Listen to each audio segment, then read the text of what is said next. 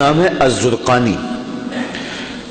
صاحب زرقانی نے لکھا ہے کہ ایک دن حضور سیر کرتے کرتے باہر کھلی وادیوں میں تشریف لے گئے۔ وہاں ایک چراگاہ میں وفد طارق رکا ہوا تھا اور ان کے اونٹ وہاں چر رہے تھے۔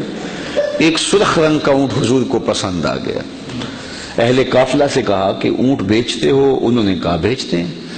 حضور نے پوچھا، انہوں نے نہ بھی بیچنا ہوتا تو کہا بیچتے ہیں۔ میرے شیخ معظم اللہ ان کی مرکز نور پہ کروڑوں رحمتوں کا نزول فرمائے، انہوں نے حضور کی سیرت 4 جلدوں میں لکھی ہے۔ حضور کی سیرت 4 جلدوں میں، سیرت سید المرسلین، اور پنجابی نظم میں لکھی ہے۔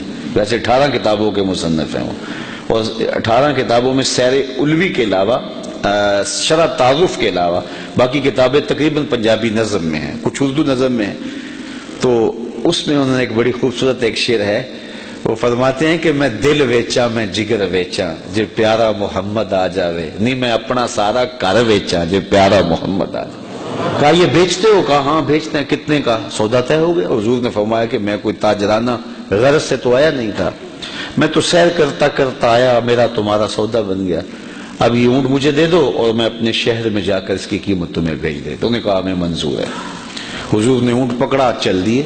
وہ حضور کو دیکھتے رہے، جب نظروں سے اوجھل ہو گئے تو دل پر ہاتھ رکھ کے کھڑے ہو گئے۔ تھوڑی دیر کے بعد سکتے سے باہر آئے تو ایک دوسرے سے پوچھنے لگے، یار ایک شخص آیا اونٹ ادھار لے گیا، تم نے اس کا پتہ بھی نہیں پوچھا۔ جب کسی کو نقد سودا دیتے نا تو اس کا پتہ آپ پوچھنے کی ضرورت نہیں محسوس کرتے، لیکن ادھار دیں تو یا آپ اسے جانتے ہوتے ہیں یا درمیان میں کوئی ضامن ہوتا ہے یا کوئی چیز گروی رکھتے ہیں۔ تو کہا ایک شخص آیا، اسے تم جانتے نہیں، اس نے اپنا پتہ بھی نہیں بتایا، اونٹ بھی قیمتی اور وہ لے گیا۔ یار کسی نے اس کا پتہ ہی نہیں پوچھا، نہ اس نے کوئی شے گروی رکھی، نہ کوئی ضامن دیا، تو تم نے کسی نے بھی پتہ نہ پوچھا۔ ایک بولا، یار جب وہ باتیں کرتا تھا منہ سے پھول جھڑتے تھے، میں تو اس منظر کو دیکھتا رہ گیا۔ دوسرا بولا، یار میں تو اس کی زلفوں کے پیچ و خم میں کھو گیا۔ تیسرا بولا، میں تو اس کی آنکھوں میں ڈوب گیا، کیا خوب سجن دیاں اکھیاں نے۔ اگر آپ کا شعری ذوق ہو تو ذرا اس پہ جو ہے وہ غور کیجئے، کیا خوب سجن دیاں اکھیاں نے جی میں پال کے سرائیاں رکھیاں نے۔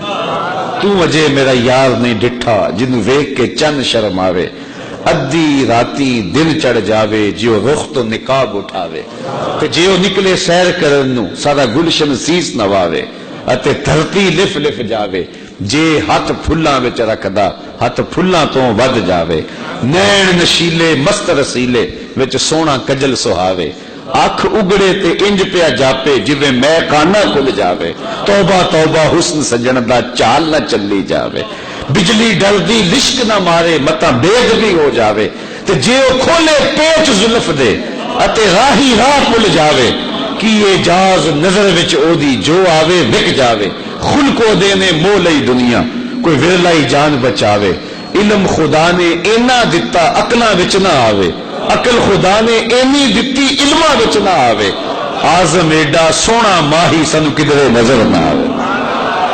کہا جو بھی ہوا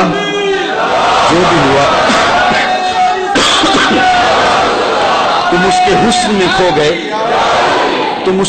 میں کھو گئے، اور وہ اپنے حسن کا جادو جگا کے تمہارا قیمتی اونٹ ہتھیا کے لے گیا۔ لیکن اگلے لفظ سنیے اور سینے پہ ہاتھ رکھ کے سنیے۔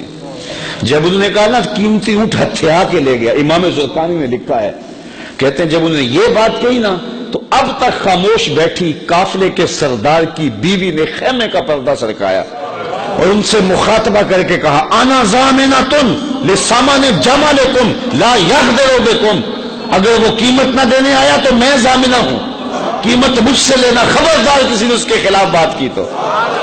کہا اچھا تو اسے جانتی ہے؟ کہا واللہ میں بھی نہیں جانتی۔